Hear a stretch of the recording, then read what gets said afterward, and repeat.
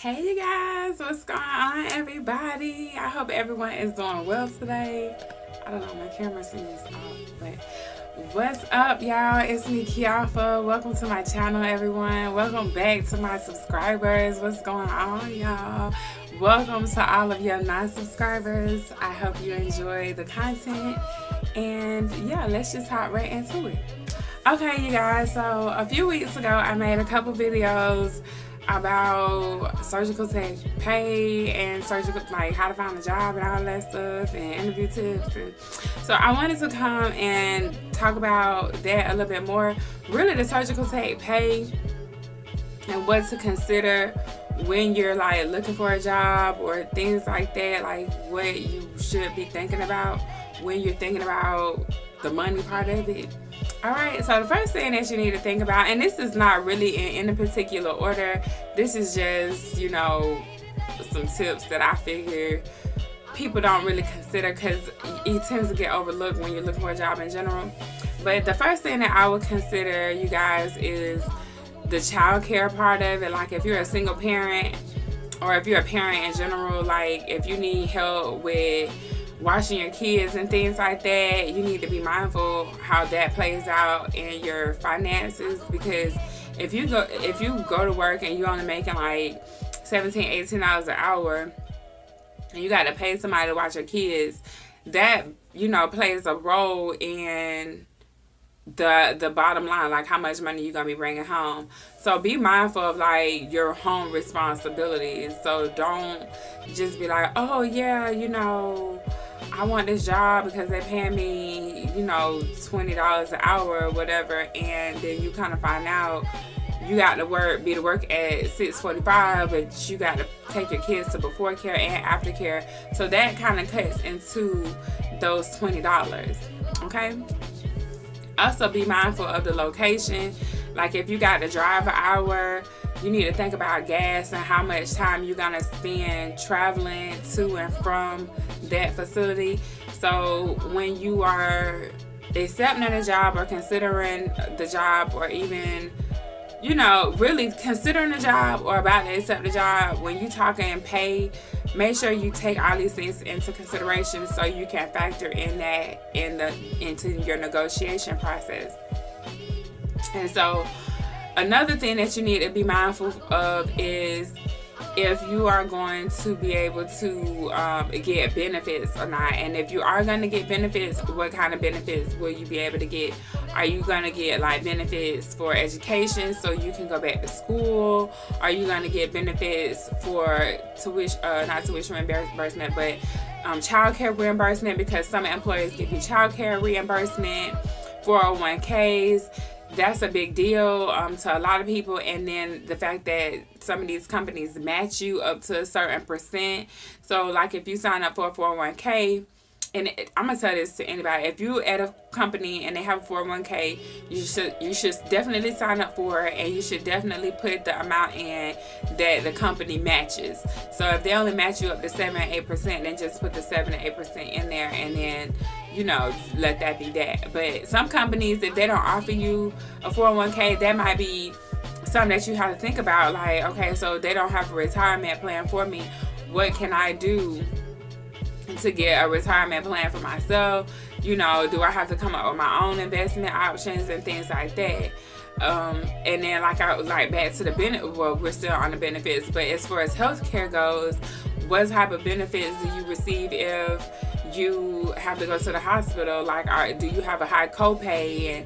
And all these things come into play when you are working for somebody and you're considering giving them your time. Like, you don't want to go work for somebody and you're not getting the best that you need. Like, let's just say if you might not need all that stuff, so to you it doesn't really matter if you work for someone that has a 401k or that has all of these things or benefits. And that might not matter if you just on your grind and you got like a short-term plan where you kind of like, I'm just gonna be here for a little bit of time anyway, so it's not gonna matter to me whether or not I have benefits or not. But if you're trying to work at a facility for a long period of time, you need to look at their benefits and make sure that their benefits work with you and your lifestyle. Also, what I would consider is, or ask the recruiter or whoever, is the raises. Like, how do you get a raise? Like, do you have to work at a place for a certain amount of days? Do you have to put in a certain amount of hours before you get certain benefits? I know at one company, one that I interviewed at recently, they give bonuses even to their PRN staff, but they give you bonuses based off of how many hours you work. And so if you work a lot of hours, they give you benefits, or they give you a higher bonus.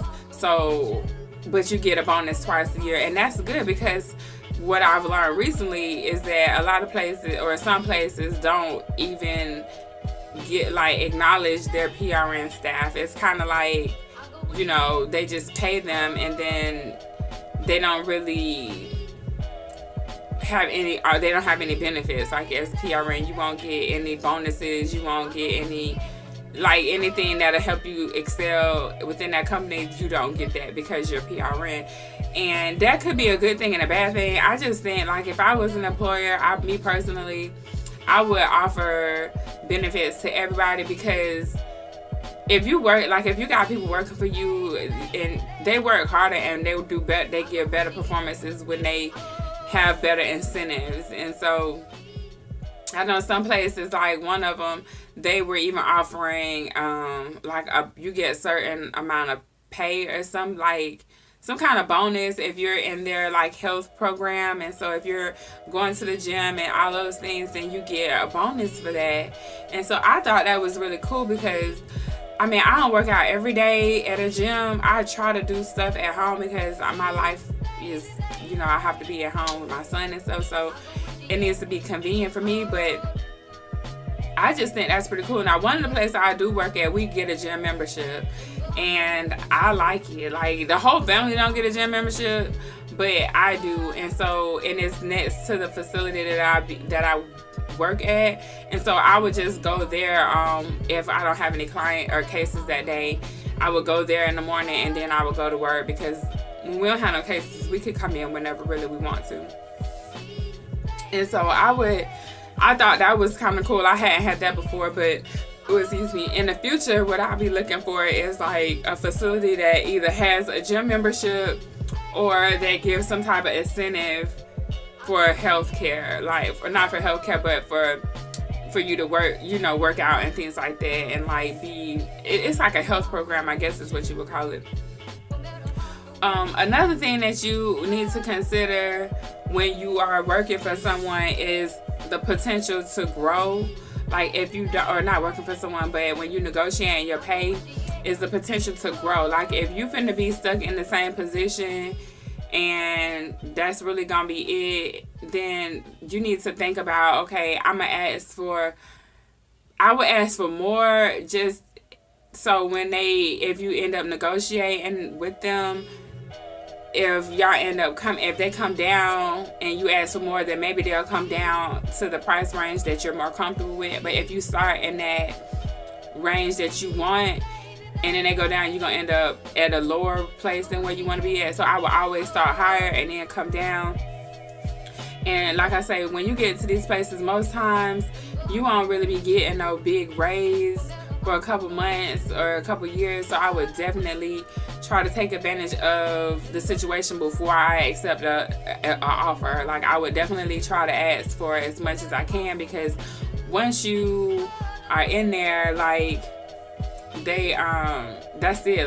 You just gonna be getting paid that amount until you get a raise, and then your raise might not be $1, your raise might be 10 to 15 cents. So when you accepting these jobs, think about that.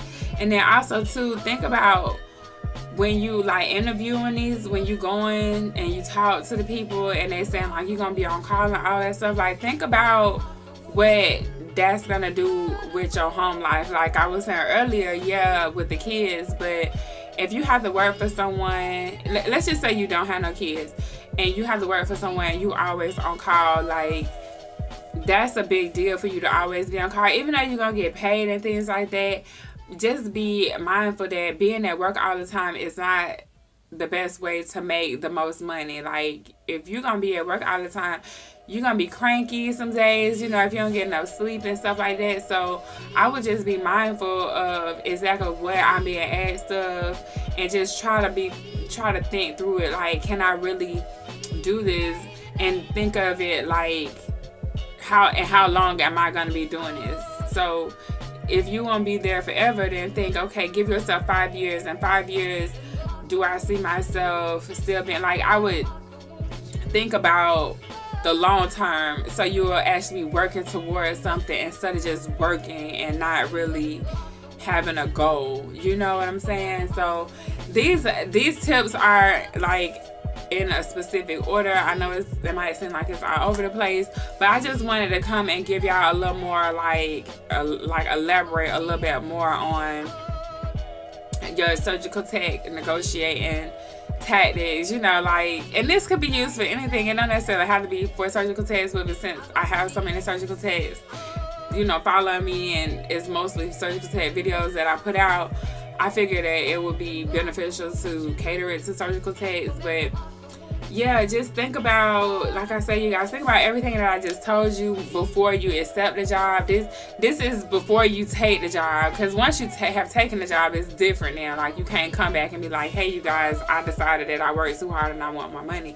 No, but before you accept the job, just really think through the whole, like, how long are you going to be in traffic for? Like, one of the places that I drive, I'm in traffic about a good 30 to 45 minutes in the morning, and it's only about 20 minutes away from me.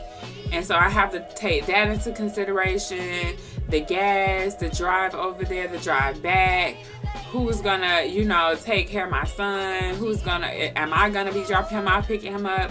You know, I have to think about all those things.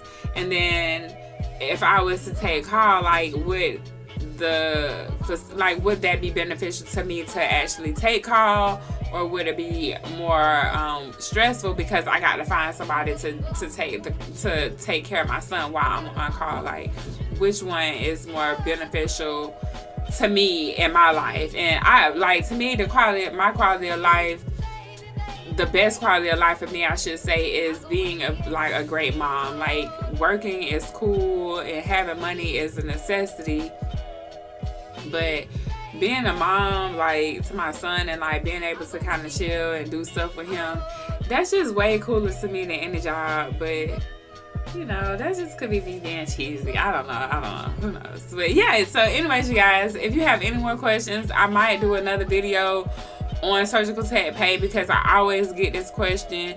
It's almost like I didn't make videos about this already. So I think I just need to make smaller videos and break it down a little bit more, because I'm getting the same questions that I've answered. But I think it's because the other videos are so long that maybe people aren't watching the whole video to see what part I'm talking about. And that's fine. So I'll just make another couple of other videos to talk about the pay and like the specifications. What I talked about in this video is kind of broad. And two, what you want to think about is where you're at. A lot of people don't realize that the location plays a part, and it does. It plays a huge part. It plays a part within, like, I'm in Florida. North Florida and South Florida don't get paid the same amount. Or it's North Florida and Tampa don't get paid. Like, it's close, but it's not the exact same. So be mindful of the location. Like, even being in the South versus being in the Midwest, it's a difference in pay. Being in Texas and in Florida, it's a different pay. It's a different pay from California to West Virginia. Like, it's just different everywhere. So you can't really just say, hey, you guys, this is how much surgical techs make, and this is the, you know, salary range. Like, that's not realistic either. So anyways, you guys, that's all I got for this video. I will catch y'all on another video. Remember, I love you. If nobody else told you, I have so much love for you. So I will see y'all next time. I hope everyone have a wonderful day, and yeah, I'll see y'all later. Bye, you guys.